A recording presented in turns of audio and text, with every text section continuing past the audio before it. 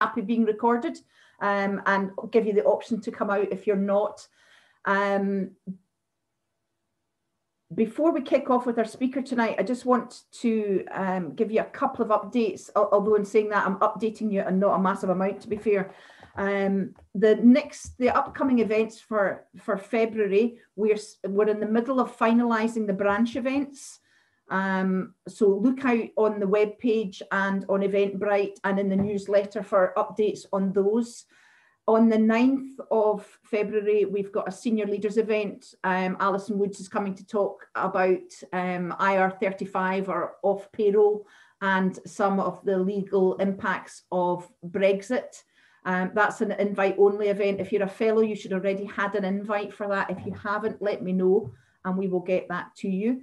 But like I say, for the branch events, keep a note on the web page or on Eventbrite and we'll give you updates on that. We're also looking for new committee members for the Highlands and Islands subgroup. We're at 4 at the moment, but one's about to go on maternity leave, so that'll be down to 3. So if you are interested in taking part, if you could contact us, the best email to contact on is the North Scotland at cipdbranch.co.uk, which is just for those of you that contact the branch, it's the one that's Shona answers. That would be the best email address to get in touch with us. Before I pass over to our speaker, I want to just introduce him to you. A lot of you I know will be familiar with him, but it's Dr. David Caddick, MBE. And David's earlier career, he served as a wing commander in the RAF and worked as head of skills and development for a regional development agency before opening his own consultancy business. He now is a part-time academic career as a lecturer at the University of Highlands and Islands in Inverness. He's a first degree. This is like making you feel so what's the word? Not unfulfilled, but having not achieved a great amount. He got a first degree, 3 master's degrees, and has a postgraduate degree from Robert Gordon University. He was previously chair of the CIPD Highlands and Islands Group and joint chair of the North of Scotland branch, and was awarded the CIPD Award of Distinction in 2011 for his services to the Institute. When not teaching or researching, he's a part-time member of the RAF Reserve, having been mobilised to serve on operations in Afghanistan and more recently as part of the military response to COVID-19 in Scotland. In his spare time, I can't imagine you've got much spare time, he enjoyed reading widely, keeping fit, hill walking and skiing. And if there was ever a topic that deserved screen time just now, it's got to be this one, which is leadership in turbulent times. So David, I'm going to pass over to you and let you take it from there. That's super, thanks very much, and thanks for that great introduction. You can write my obituary, perfect. So what I'm going to do is I'm going to talk for about 30 minutes, 35 minutes about leadership in troubled times. So I'm just going to share a screen. I've got slides and I'm going to share my screen with you. And I am going to use that as the sort of handrail for my talking. And what I'll do is I'll just go through these. And really what I'm going to talk about is as was mentioned, I'm a member of the Royal Air Force Reserve. Hello, is that all right? I'm a member of the RAF Reserve, and I was mobilised to be a strategic planning advisor to the Scottish Government in March of last year. And what I want to share with you is some of my thoughts and observations and a bit of the experience. What I won't do is I won't go into any detail about what we did while we were down in Edinburgh, because that is official and is sensitive. Some of it is sensitive. And I'm not going to mention politics at all, although I will make one mention of politicians as we go through. But what I'm going to do is share my sort of top 5 takeaways of leadership in a crisis or leadership in turbulent times. And I'm going to share with you my rules for life as well, and how to lead yourself. So that's what I'm going to do. So we're going to bang straight into it. So I'll briefly set the context. I'll give you my 5 leadership takeaways. I'll talk about leading yourself, which I think is really important. And then we've got times for question and discussion afterwards. So what am I going to cover? Well, you can see that's quite a list. I'm going to do architecture, carpentry, cowboys, poetry, Star Wars, philosophers, cartoons, scientists, literature, economics, or sorry, economists, and a bit of cinema as well. So I shall be asking you to see what's going on there. So let's start it all off then with the context, or what I did in lockdown 1. Now this is the architecture piece, so you can see there, this is St Andrew's House in Edinburgh, which is where the Scottish Government, the Civil Service operate from. That picture's taken from Carlton Hill looking down, and you can see there's Waverley Station in the background. Off to the right there is Princess Street, and down to the bottom of the hill there is the Scottish Parliament, and this is where it all happens. Now, interestingly, this building was opened on the 4th of September 1939, which was the day after the Second World War broke out. And you can see that it wasn't quite finished, because on the top here, there's supposed to be roof gardens, just like the buildings in the background you can see there, but it was never finished. But it's a magnificent building. So that's the architecture. And the background behind it all is that about 2 weeks before lockdown began, I got an email from the RAF Reserve saying, would you be available to be mobilised, and would you be prepared to be mobilised in the event of requiring to provide what's known as military aid to the civil authorities? And of course I went back and said, yeah, of course, not a problem. It's national emergency, that's what you do, isn't it? And then a week later I got another email saying, thank you very much for your response and your volunteering. However, it's unlikely we're going to need you, because we're going to use regular forces first, and then reserves who are in formed reserved units, and you guys who are sort of in the pool doing various projects, you're going to be the last choice. So we're going to be the last resort. And then, of course, 23rd of March, Monday the 23rd of March, we go, it's the last day before lockdown, various things happen. My son comes back from university, he's down in Glasgow, and it's all a bit hectic, topsy-turvy, and I get ourselves all sorted out. And Friday night comes along, and I say, right, what a week that was, let's have a drink. So I pour myself a gin and tonic, and then that slips down. I pour myself a second gin and tonic. I'm just about to start the third one. I haven't got a drink problem, by the way. I'm just about to start the third one. And I get a text saying, can you call us, please? It's from the RAF. And I phone them and I say, right, can you go to Edinburgh tomorrow to be a strategic planning advisor to the Scottish Government? The answer is yes. Saturday is spent packing, and then Sunday we do a thing called reception staging and onward integration. We'd call it onboarding or induction. And then on Monday morning, we turn up at St Andrew's House, and we are there to be strategic planning advisors. And we bring from the military a set of skills and training and experience in strategic planning in crisis situations that you would not normally expect an organisation to have. You would not normally expect the civil service to have these skills. So that's what we were there for. There were 12 of us from all three services, Army, Navy and Air Force, and a mixture of regulars and reservists. And I was there until the end of July. And as I say, we were there doing lots of different things. So a real sort of crisis situation, 24 hours notice to move, turn up and get in there. So what's my sort of takeaway from that? Well, I'm going to give you 5 leadership takeaways. You see those little icons there? See what I did there? That's pretty cool. Well, I'm quite pleased with that. Okay, so takeaway 1, straight in there. Get the right square pegs in the right square holes. This is the carpentry piece. We found that in some cases, the military response had been to get a warm body into a post rather than taking a little bit more time to get people with the necessary skills and experience into the post. That's not to say that anybody failed or anybody wasn't effective. But had we spent a little bit more time thinking about what we needed and where we could get that from and who we could get that from, we probably would have been more effective and faster. So in any crisis situation, you need to get the right square pegs in the right square holes. That's the carpentry. And one of the ways to think about this is this gentleman.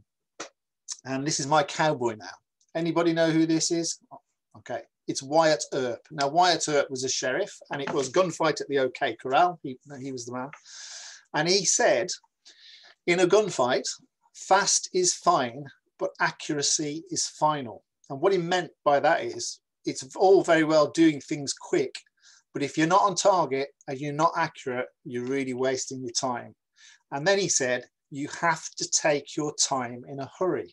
And I think that for me is one thing that really stood out, is that you've got to take that 10-second cigar moment and think about things, and maybe a few minutes or a few hours thinking about stuff before you act can pay real dividends in the long run. But you're under pressure to act and get things done. So it is this idea of you've got to take your time in a hurry. So what else do we get from that?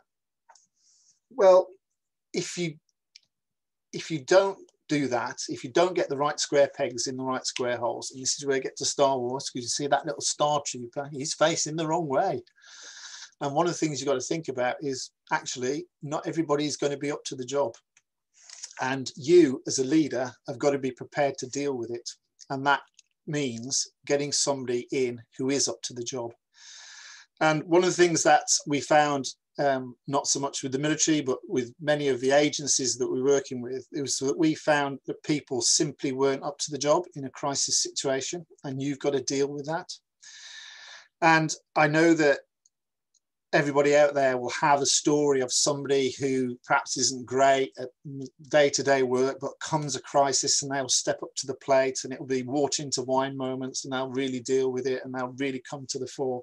And yeah, we've all got a story like that, but that is the exception. That is not the rule.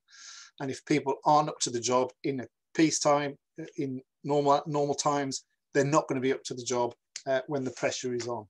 And many years ago, a very experienced commander of mine told me this. He said, David, if they're a pain in the barracks, they're going to be a pain on the battlefield. And you've got to be prepared to deal with that. And that can be quite difficult. So spend some time getting the right square pegs and the right square holes, and maybe you won't have these issues. But during normal times as well, it all comes back to your role as a leader, as a manager, making sure that people are up to the job, giving them the opportunities and the training to get up to that job, and giving them the feedback about that job as well. Otherwise, when the crisis comes, they're not going to be up to it. Takeaway 2. Whenever you're in a crisis, things are going to change, things are going to be different, and you've really got to do this. And it's called Find Out Who's Who in the Zoo, which was a cartoon from years ago. And we spent a lot of time doing this because we were all new. We didn't know each other at all. One guy I'd had a couple of meetings with in the past, he was the only person I had any idea who was on our team. We were all thrown together at, as I say, 24 hours notice. But more importantly, the civil service was reorganising. Lots of the agencies that we were dealing with were reorganising.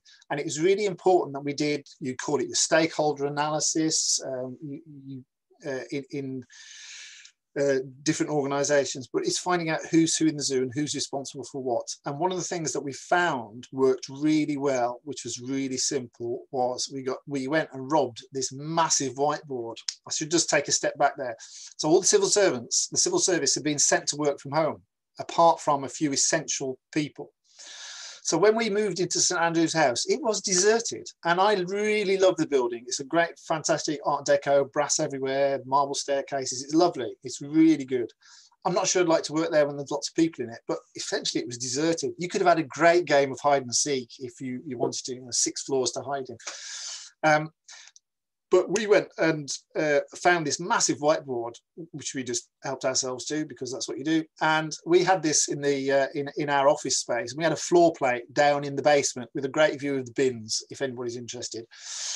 Not Edinburgh Castle, not Arthur's Seat, but the bins. And all socially distanced, spread out all over the place. But we put this whiteboard and we would update that. So whenever we spoke to somebody, found out what was going on, we would write down who it was, what they're responsible for, what their contact number was. And over the days and the weeks, we built up this massive matrix of who's who in the zoo. And that's really important because you've got to know who to speak to. So that's takeaway 2. Takeaway 3 is all about information and understanding risk. And as you can imagine, we were just bombarded with information from day one. And add to that, we don't know who's where, who's doing what, because of the reorganization. Information was overwhelming. And I suppose one of the things you need to do is make sure you've got your management information system sorted out. We worked on 2 different nets. We worked on the Scottish Government net. We worked on the Ministry of Defence net. We also then used our own devices for things like Zoom calls, Skype calls, that type thing. So sometimes you're working on 3 separate laptops. So try and get a joined up management information system. Because the problem is, and this is where the poetry comes in, where's the knowledge that we have lost in information? And you can get overwhelmed with information. And of course, there's so much out there. And why would you listen to an expert on virology who's been doing it for his entire adult life, or Kevin off the internet? And the quality of information was something that we really needed to make sure that we were working on the correct information. And we didn't have complete information. We never ever had complete information. You've got to be happy with that. You've got to be comfortable with that. You've got to be comfortable being uncomfortable with not having all the information at the time. And one little story I'll share with you is be wary of summarizing information as well. So the World Health Organization published their guidance about wearing masks in public, face coverings in public. I got that in and I sat down and spent several hours reading through that document front through it. And it's not black and white, it's very nuanced. And the next day I was in a meeting and somebody said, oh, well, who says we should wear face masks? And I said, no, they don't actually. They say there's some advantages, there's some disadvantages, there's other sorts of issues about PPE supplies and that type of thing. So it's not black and white as that. And then somebody said, oh, I think it is. And I said, well, if you read this section, it says that. If you read that section, it says this. If you read this. And somebody said, oh, have you read the report? And I went, yes, of course I read the report. That's what I did last night. I read the report. And I said, have you not read the report? And they said, oh, I've read the summary. And I said, well, even if you just read the executive summary, it's got all that in there. He said, oh, no, I read the summary with the email that came round. And somebody had written, looks like we were wearing masks then. So the whole thing about information is, if you got it there, got to use it, and don't just wait for somebody else to summarize it for you, because it's usually more complex and it's usually much more nuanced than you can summarize in a single line.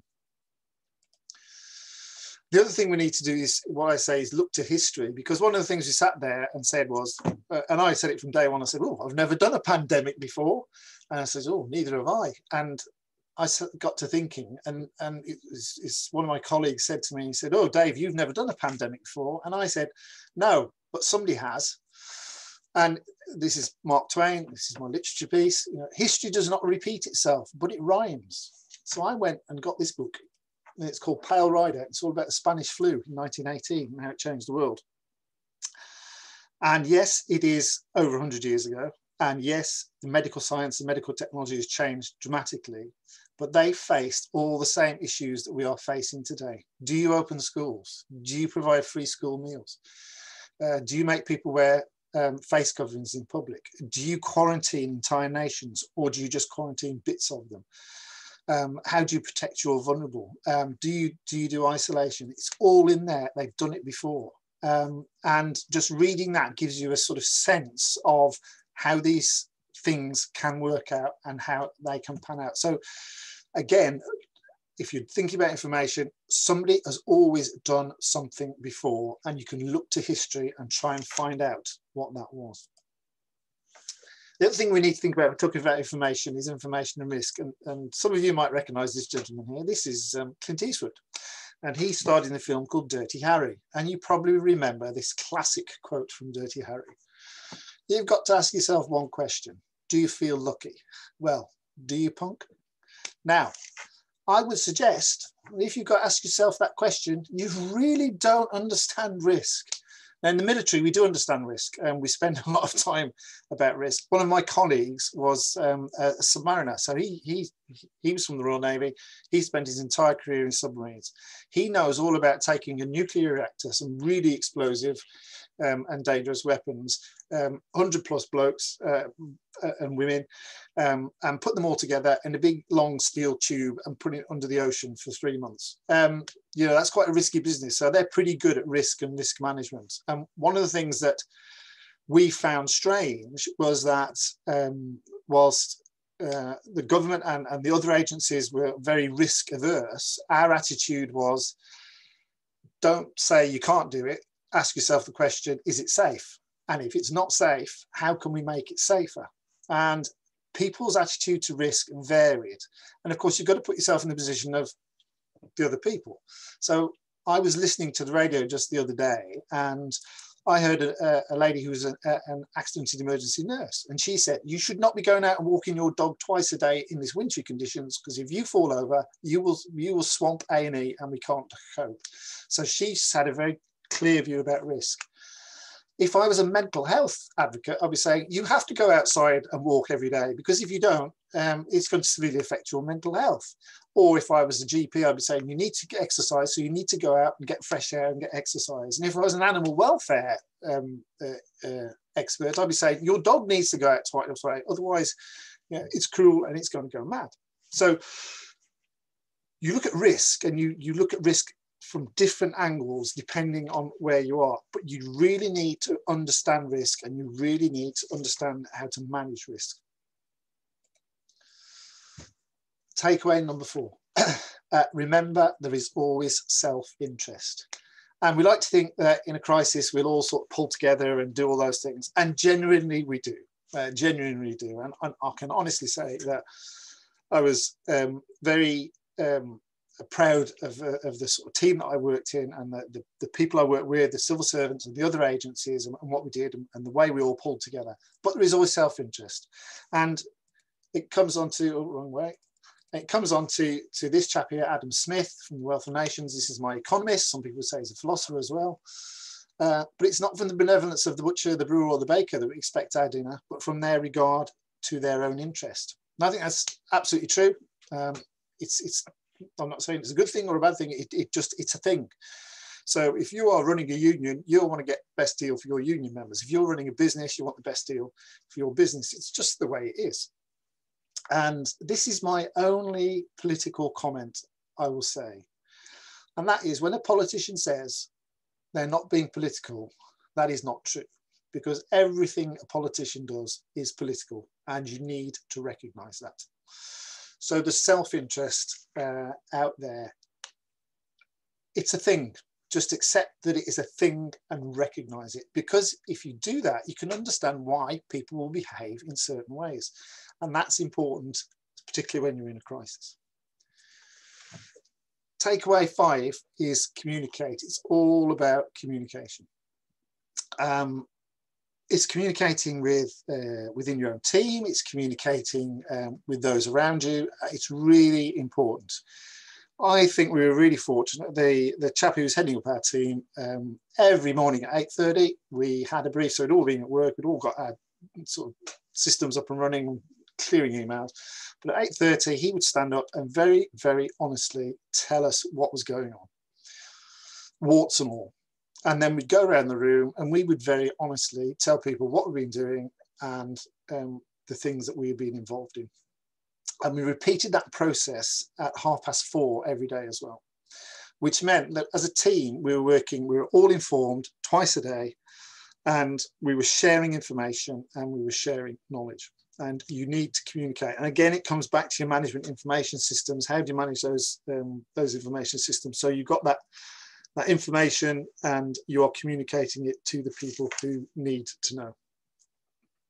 And you know, there is nothing new under the sun. And if I asked you to write 5 great takeaways, you'd probably have come up with exactly the same things. But communication, communication, communication is the key.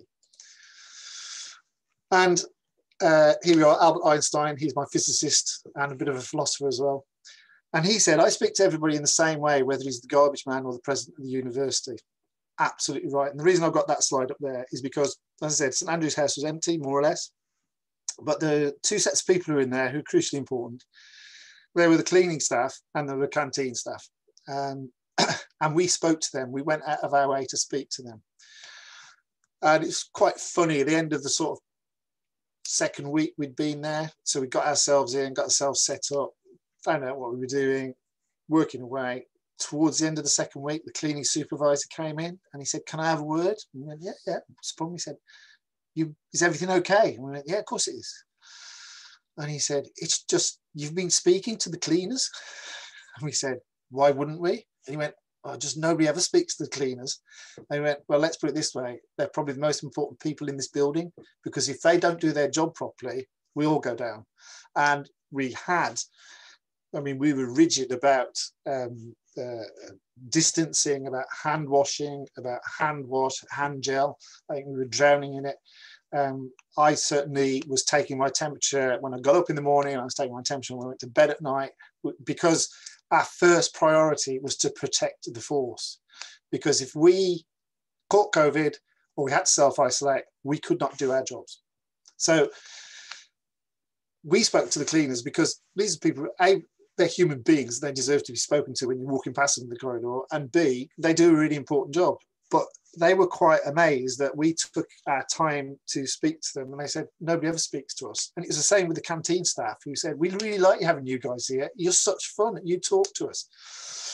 So communications is not all about the formal communications, the management information systems and the briefings and everything like that. It's also speaking to people, because in that way you can just really gauge what's going on as well. You can understand how people are feeling and how things are affecting them.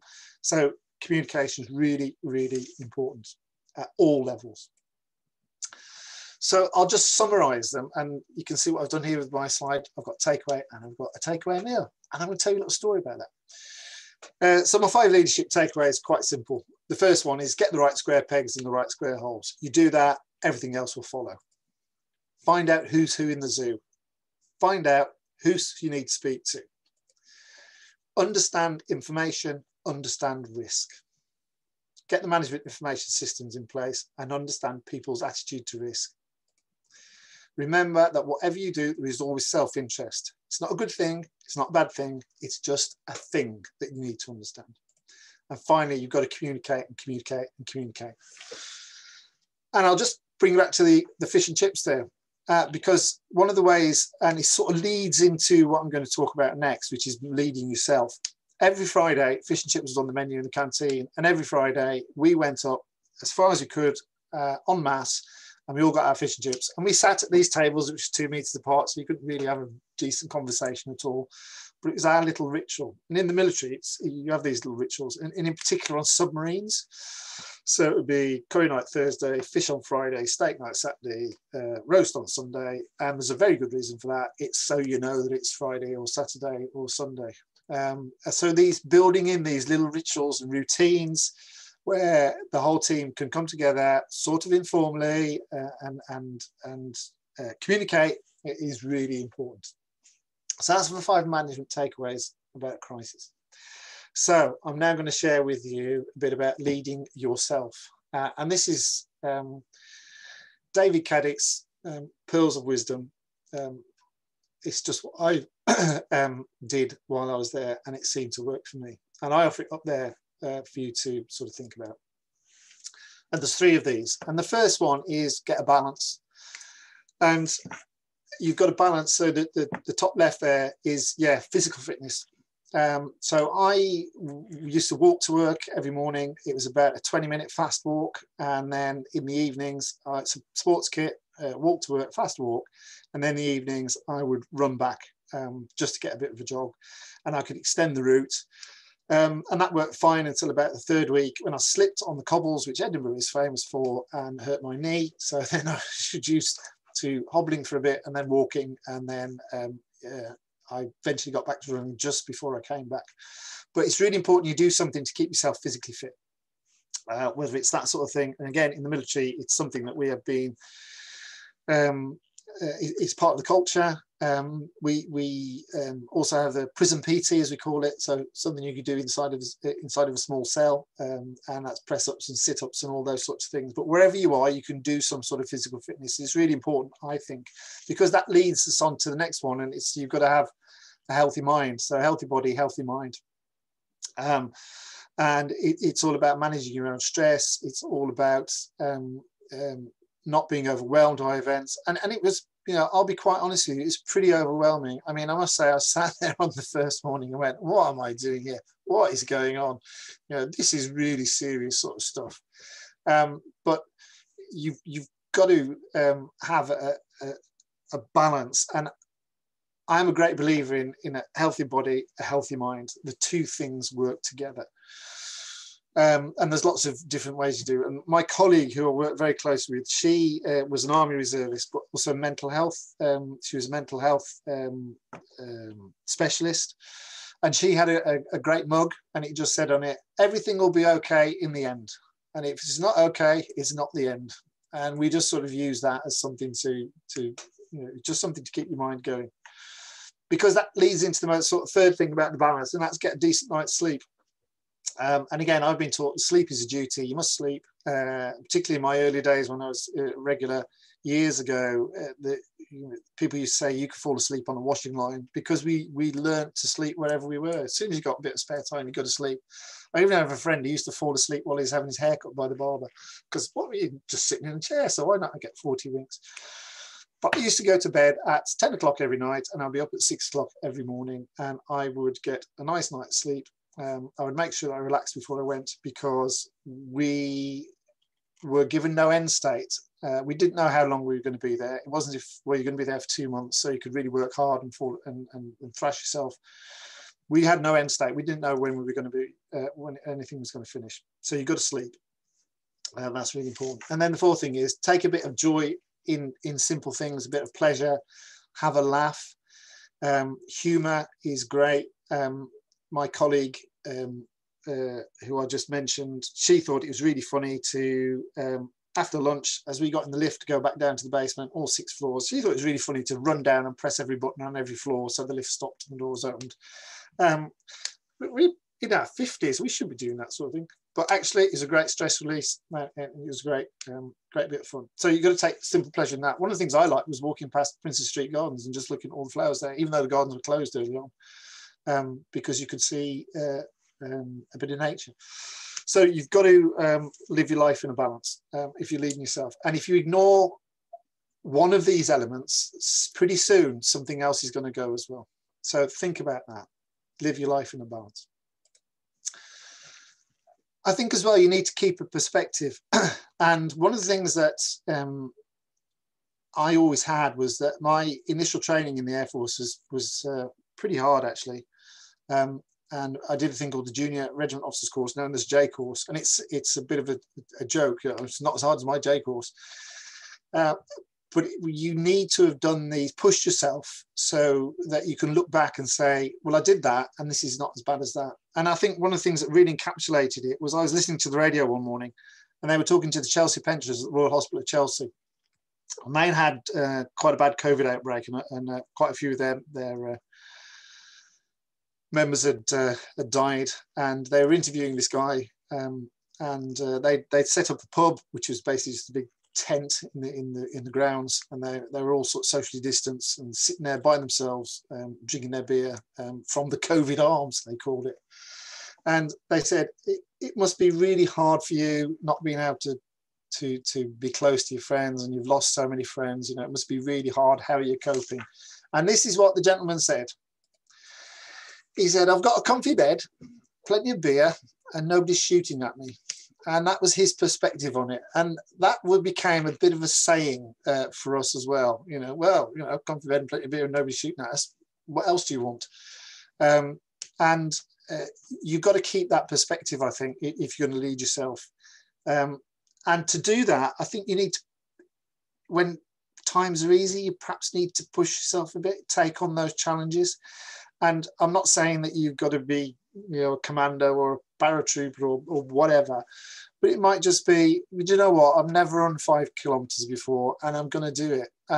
Actually, a friend of mine, she did that. She's never been a runner, and she was so pleased with herself and so proud of herself. And now she'll be able to look back and go, do you know what? I went from nothing to running 5K. I can do this.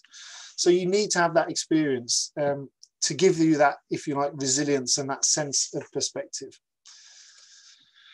And then the final one, which I'll share with you, is have a philosophy about life. And this sounds very grand, but David Caddick has got, and I'm going to share them with you. I don't share them with any people, but the world now, I suppose. I've got 3 rules for life, and I'll give you the civilian version, and you can work out the sort of more vernacular version for yourselves. But the first rule of life is first of all, take responsibility. We're all responsible for things, and we've all got to take responsibility. And when I got that phone call on Friday night, just as I was about to start that gin and tonic, there was never a question of, no, I'm not going. Because it was, you know, I was in a position to do something, so I had to take responsibility. So take responsibility, take action is the first rule.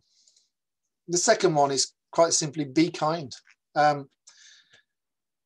Speaking to the cleaners, to the canteen staff, it's not, there's no ulterior motive, although they are really important people. And never be rude to anybody who's got access to your food out of your sight is one of my rules for life as well. But just being kind. And I remember walking back one night, and it was just as the sort of nights were getting a bit longer and it was getting a bit warmer, probably about April time, towards the end of April. And there was a chap sitting on the doorstep of his flat in Edinburgh with a little glass of whiskey in his hand. And I just said hello to him, and he said, hello, where have you been? And we ended up having about 40 minutes of conversation. And this chap lived on his own. He was stuck in his flat all day. And he was actually very scared, because he was getting on a bit. I think he had some underlying health conditions. He told me he wasn't well. And the only time that he actually came out was because the sun came onto his doorstep, and he would sit there with his glass of whiskey, and he was really scared. He wouldn't even let me within, let alone 2 meters, 10 meters probably. We had a sort of almost shouted conversation. But he just wanted somebody to speak to. And I was in a hurry to get home. But do you know what? I'd had a long day as well. But he needed somebody to speak to. I was the person on the spot, so I spoke to him. Now, he probably won't even remember me or whatever. But for those 40 minutes or so, we had a conversation. And I hope that sort of put his mind to rest and did things. And it doesn't take much, does it, you know, to be kind. So yeah, be kind. And then the last thing is get things done.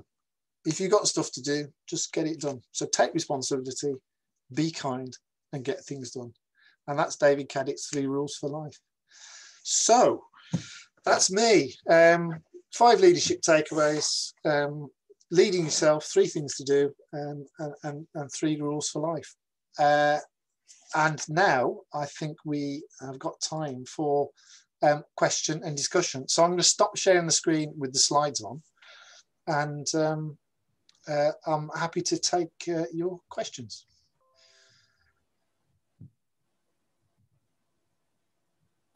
Okay, has everybody stopped seeing the screen? Yeah. Yep, you can see me. Yes, you can. Right. That was great, David. Thank you very much. Very interesting. And I like the fact that you put everything into the context of obviously what you were doing during the pandemic, but related it back to how we would be looking at it and probably in our more normal day-to-day roles. And you're right, you know, with your philosophy, I like that as well. It's about taking responsibility, doing something, not just expecting someone else to do it. You know, being kind. My background years ago was in facilities management, and you're absolutely right. You never want to noise up the cleaners and the cook. 2 people you definitely want to keep on side without a shadow of a doubt. And it is about getting things done. You know, it's about one of my favorite things when my boys were younger and I used to get them to tidy the room, and they used to moan and moan and moan and moan about it. And I would say to them, well, you know, in the 15 minutes that you've moaned, you could have had your room tidy by now. So it's just getting it done. But it's reminding ourselves of all these things. Does anyone have any questions for David? I can see there's a couple in the chat. Yeah, so Jane, how did the balance getting home? Well, initially when we were down there, obviously travel was supposed to be minimised. We could travel. We got authority to travel home, and we tended not to work at the weekends. There was some, especially in the early days, we tended not to. I actually got home about 3 times in that time, which was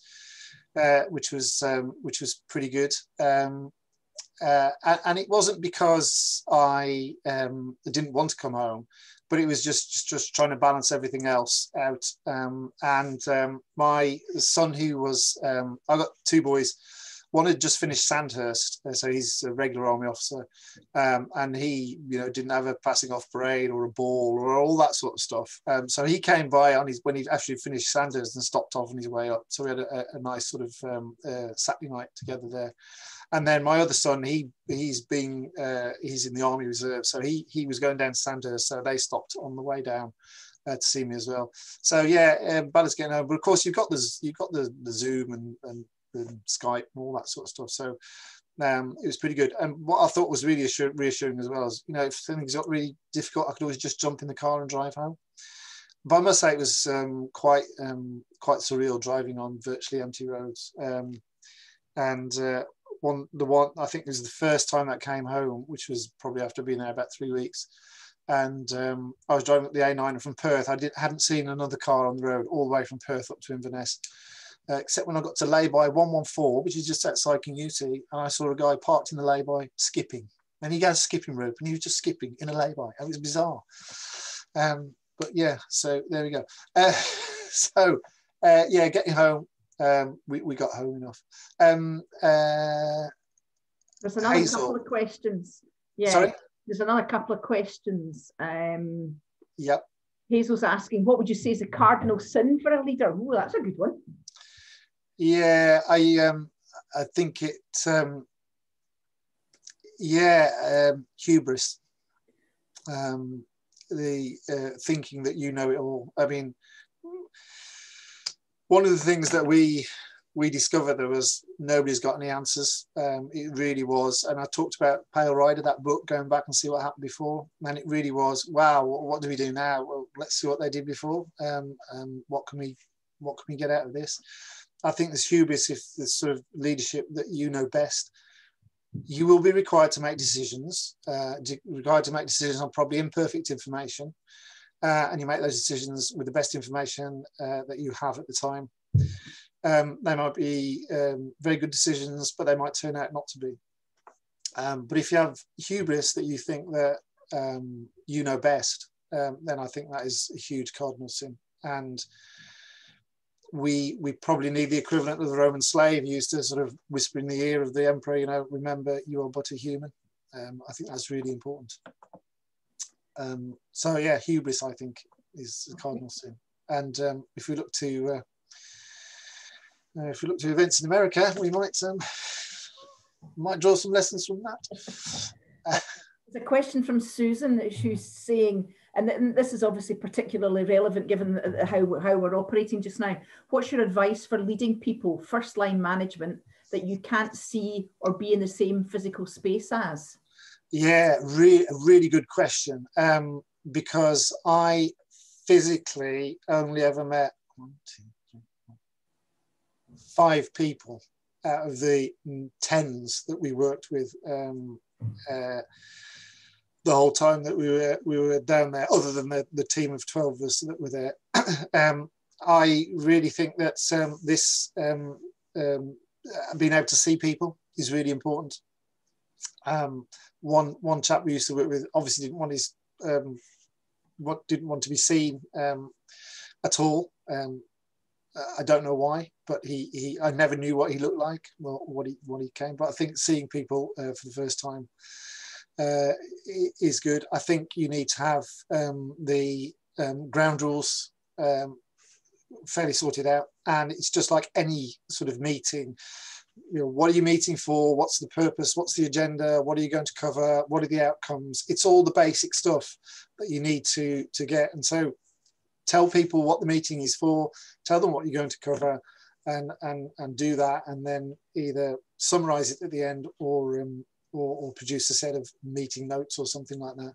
But I think it really is important that you have a structure, and you can see people as well. I think that's really important, and it's very difficult, as you've probably all experienced, sort of doing this without physically being with people. It's hard. And there's a question from Hazel, David, who's asking, what's the most striking thing that you learned from the Spanish flu that we should have done in the current crisis? Big thing is preparedness. We've known this sort of thing is coming.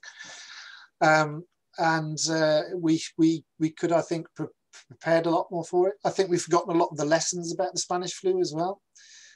Really interesting. I mean, a lot came out of it. So the mayor of New York at the time insisted on keeping the public schools open. And the reason for that was there's a large, there's always been a large immigrant population in New York. But at that time, they had an Italian, the most recent migrants were from Italy, so Italian migrants, and they generally tended to live in very overcrowded accommodation with usually three generations in the same house or apartment with very limited sanitation. So he said, no, we're going to keep the schools open because for two things. One, it gets the kids away from this cramped environment where disease will spread. Two, every child, regardless of social group or whatever, got lunch in American school, in New York schools. So I know if we get these children into school, I know they're going to have at least one meal a day, and they're going to be out of these insanitary conditions that they're living in for the rest of the time. So you know, that's one of the things that we've learned from before. The other thing was that the Inuit population in the north of America and Canada suffered terribly from isolation, from having to be isolated, because their whole family system was you lived in these multi-generational households. And when older people were told, you got the flu, you've got to go over there, a lot of them, there was a lot of people who just gave up and died. They just gave up and died. And there were an awful number of recorded suicides as well. And there were probably many, many more because of the stigma around suicide, because their society could not stand that isolation. What was also very interesting is that Spanish flu died out naturally. And until I think about 10 years ago, there was actually no Spanish flu virus anywhere. And they had to go and exhume some of the Inuit corpses because they'd been buried in sort of permafrost, and extract the DNA and the samples of the Spanish flu. And even then there were gaps, and they had to reconstruct the gaps in the DNA to actually get that out. So Spanish flu died out all by itself. No vaccines, nothing like that. It just died out. It was a terrible disease that attacked all age groups, and in particular the young, something which we don't see in this particular pandemic. Mm-hmm. But it was also New Zealand had a sterling record of keeping the Spanish flu at bay, because they had brilliant quarantine procedures like they have today. Unfortunately, the second wave came and they weren't quite as good. It got into New Zealand, and because the population hadn't been exposed to it, it ripped through, and they had a really high casualty rate. The other thing about the Spanish flu is there were at least 3 waves. Some would argue there's 4. So we are on our second wave. I would suggest to be at least another one. And the other thing about Spanish flu was it took about 2 years for the whole thing to work through, with restrictions and theatres closed and shops closed and people having to wear face masks and all that sort of thing. So yeah, it's sort of history. It's not repeating itself, it is rhyming. And what could we have done? Well, we could have been a bit more prepared. I think for me, the standout is the way that the vaccine has been developed and approved and manufactured. And I would really like, in the fullness of time, to see how the leadership played out in that very high pressure environment where the eyes of the world are upon you, and how you led in that. And I think that would be a really good topic to sort of explore in the future. Excellent, thanks. Anyone get any more questions?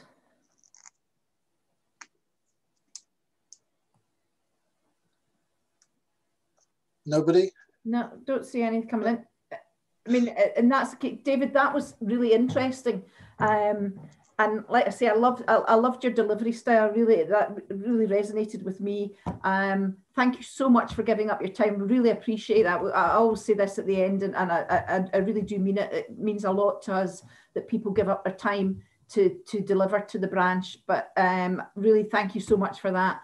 Thanks to everybody who's come on. And it was nice to see, actually, it was quite funny, David. I don't know if you noticed it, but when you said about the people, being able to see people, quite a few people switched their cameras on. Hazel, hello. So that was really nice. But I mean, thanks again. Really do appreciate it, folks. It was lovely to see you. Keep a lookout on the website and in the newsletters for upcoming events. Excuse my husband has just started doing his post-work workout up the stairs. If you wondered what the clattering was. Brilliant. See, healthy body, healthy mind. I think he's just dropped a dumbbell on the floor.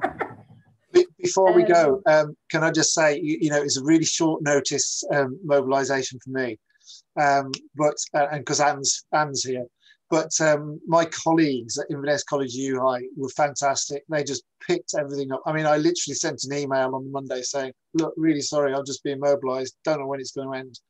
And they just picked up everything. No questions asked. Lots of support. And just to add on to that.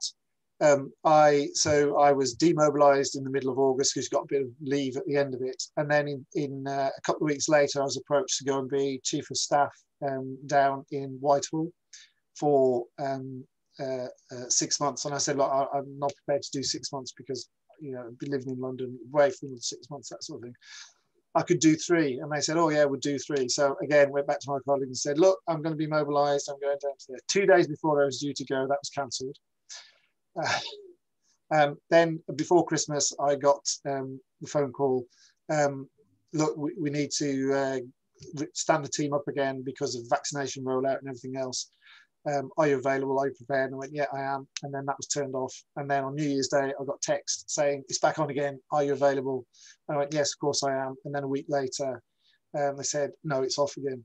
So I've been on the bus, off the bus so much. But my colleagues at Inverness College and UI, you know, they've just been so supportive of this being messed around. So big thanks to all of them. And the other thing is just to say that you know, everybody was really supportive, and they've been really supportive of you know, reservists being mobilised to go and do these sorts of things. So for all of you out there, you know, because I know many of you will have reservists in your organisations and that sort of thing. Thanks for the support you give them, because without the employer support, there would be no reservists, and without the reservists, there wouldn't be the surge capability. Did we make a difference or not? I don't know. The jury is out. It'll be interesting to see in 100 years' time when somebody says, "Oh, what did they do in the great pandemic of 2020?" So we'll see. But yeah, thanks to everybody. Thanks. And just before I sign off, could I remind you that we've just sent out a feedback form. If you'd be good enough to give us some feedback on David's sessions, we'd really appreciate that. And David will share any feedback that we get with you. But thanks again, folks. Lovely to see you all. Take care, and I hope to see you again soon in the near future. Thanks. Bye now. Thank you very much, David.